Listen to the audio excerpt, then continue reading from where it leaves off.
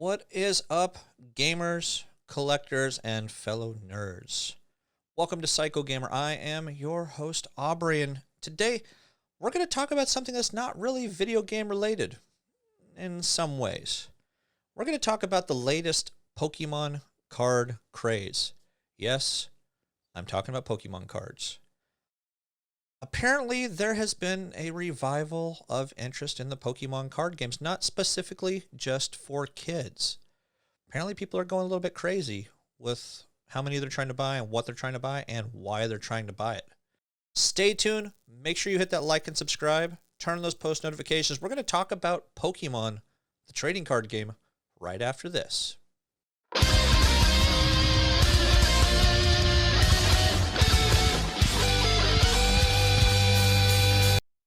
All right. Welcome back. Like I mentioned, we are going to talk about a little bit of the craziness of the Pokemon card collecting that is going on right now. Now, scalpers are obviously going a little crazy when it comes to some of these, and they're wanting to buy up every single little card that you can get. But they aren't the only things that are being bought up lately. Obviously, you have the PlayStations and the Xboxes and all the graphics cards in the entire world. People are buying up and they're flipping them and selling them for hundreds of dollars over retail price, making us who are true fans, true gamers, and want to actually enjoy these have a more difficult time at finding them. However, these cards have been coming up pretty readily available at places such as Target. I think even Best Buy has been getting them, Walmart. But people are buying them up just as fast as they are coming in, if not faster. Now, generally, these packs are going for, I don't know, about $3 or $4 each. You can find them online going for about $10 to $11 for each pack right now. I've been looking around online, doing a little bit of research, and yeah, it's insane some of the prices some of these people are actually asking for.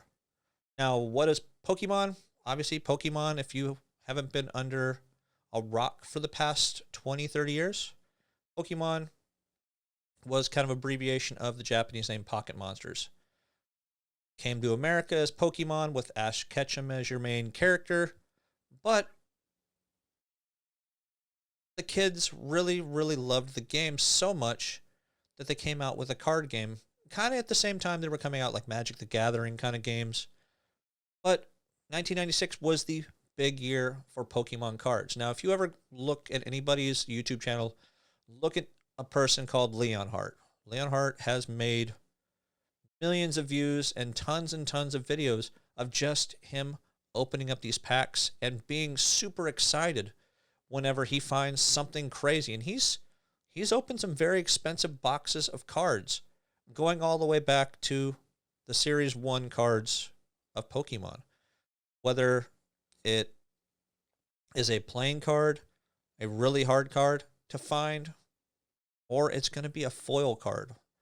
They've added shiny cards and shiny Pokemon, and there's so many different things out there. If you haven't been in it for a very long time like myself, it's going to make your head spin. But there's this article I found online on Vice.com that really talks about the extremes that people are going to, where the police are going to have to start being called if they don't start dialing it back a little bit. We're going to switch over to my desktop. We're going to go over a few of these little things that I found. So this is one of the articles that I'm talking about. Target is prepared to call the cops on frantic Pokemon card hunters. Pokemon card flippers are making Target stores chaotic, and the company's told employees to consider calling the cops on people who camp out overnight.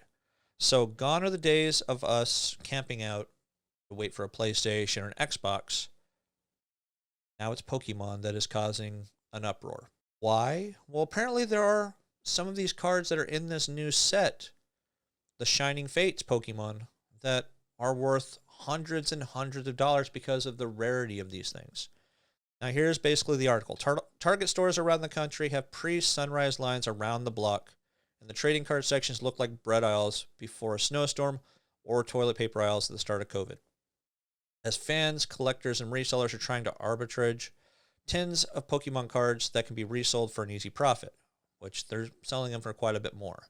The chaos at Target stores has gotten so bad the company has instituted new policies limiting how many Pokemon cards a single person can buy. That's right. You can't buy many Pokemon cards for yourself or for a bunch of other people or for resale. I know, but if these resellers really, really want to sell these boxes, they really should get their own license and try to get them directly from resellers. I know they've made it difficult because a lot of these companies are wanting you to have a brick and mortar store in order to be able to order these, but I think that's what you really need to do, guys. Start your own comic book store, start your own card store, or like a kiosk at a mall or a flea market. That way you can have a physical address. Target restocks are one of the only topics currently being talked about on many of the most popular Pokemon collecting forums, and Reddit is full of posts about people managing to snag packs or the metal tins at Target. A lucky few have managed to snag a VMAX Pikachu, which in good condition can sell for hundreds of dollars. It's 4 a.m. and I'm like the 15th in line at Target. One Reddit post reads, "Think Target increased demand with their new policy, blah, happy collecting out there." So it's kind of crazy on what people are doing for these new updated cards. Signs have been posted in Target stores indicating that a 3-item per person limit would be reduced to 1 item per person, and that some stores would ban overnight camping. Multiple photos of a Target policy posted on the Pokemon TCG subreddit has suggested that Target employees are supposed to warn customers that they cannot camp outside stores, and that if they are there for more than 30 minutes, then employees should determine next steps and if law enforcement engagement is required. They will trespass you.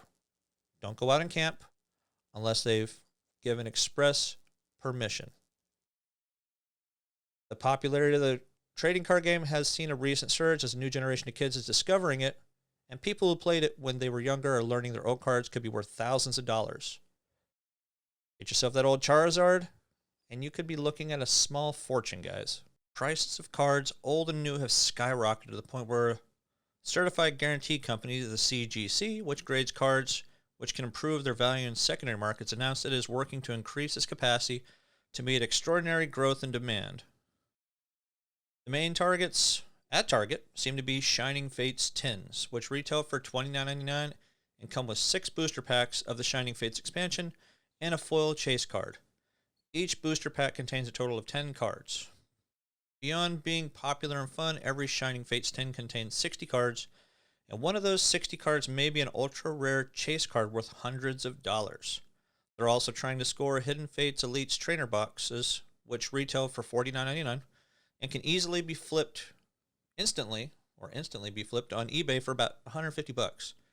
So the Pokemon game is really picking up. And yes, most of us know Pokemon from when we were kids on the Game Boy and the Game Boy Color, pretty much any Nintendo console since the Game Boy coming straight forward. I think the only ones they weren't on were Super Nintendo and Nintendo. So Nintendo 64 had all those different Pokemon games, Pokemon Snap, Pokemon Stadium 1 and 2, and the list goes on. One particular sought-after card in the Shining Fate set is the VMAX Charizard, which a mint condition can sell between $600 and $800. Another in the Vivid Voltage set is Big Chungus Pikachu, a rainbow foil decorated card depicting a giant-sized electric Pokemon called the Pikachu VMAX. Chunky Pikachu in mint condition can sell for roughly $400 on eBay. Your chance of getting a glistening rainbow Pikachu is about 1 in 1,000. And for every 1,000 cards you buy, you're probably going to get a Pikachu. I think that one's wrong. I think it's for every 1,000 packs that you buy, you could get one of those. You're probably going to get a Pikachu according to Cardzard, a website that estimates pull rates on Pokemon card packs. This has created a financial incentive for scalpers to buy up as much of the stock as possible to resell them. Even if you only get one chunky Pikachu, you'll probably get a break even, and the other 700 plus cards you acquired in the process aren't worthless either. So even your common cards are going to sell for more than they normally would. You know, a little 10-cent card that you normally would have, it might go for a quarter, it might go for $1 to $2 to $3 in some cases. The Pokemon TCG subreddit is full of people trading stories, photos, and strategies about detailing how to acquire cards from various retail stores. Target has become a focal point because it's either getting regular stocks of rare cards, but also because it's experimenting with policies aimed at curbing scalpers. About a month ago, it quietly announced via in-store signage that it would only put out trading card game stock at 8 a.m. on Friday. It would be first come, first serve. It's a policy that makes sense for Target. When an item like this becomes popular, stores are often inundated by calls from fans asking the same questions over and over again. Do you have Pokemon cards? Can you check in the back for Pokemon cards? I work retail, so I definitely know how it is. Something is really, really hard to find, like PlayStation 5s and Xbox Series X's and Series S's. They're always being asked, can you check in the back? Can you check in the back? I know I don't have it. Can you please go check in the back anyway? No, I'm not going to waste my time or your time. Go home. If everyone knows that the cards are coming AM every Friday, then it cuts down the amount of fans calling the store and pestering employees. It does create a set of new problems. Anxious Pokemon fans have started lining up outside of Target the night before a new supply of the cards drop.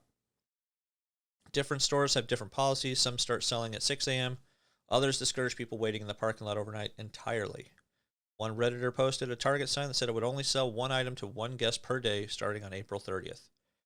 Which is nice. I mean, I guess if you can get one of those tins, there's 6 packs of cards right there for you. I mean, really can't disagree with that, especially if they want to actually be fair for other people that actually want to get them instead of one person coming in and buying every single tin that they have just so they can go online and resell it. So I think what Target's doing in this sense is fair.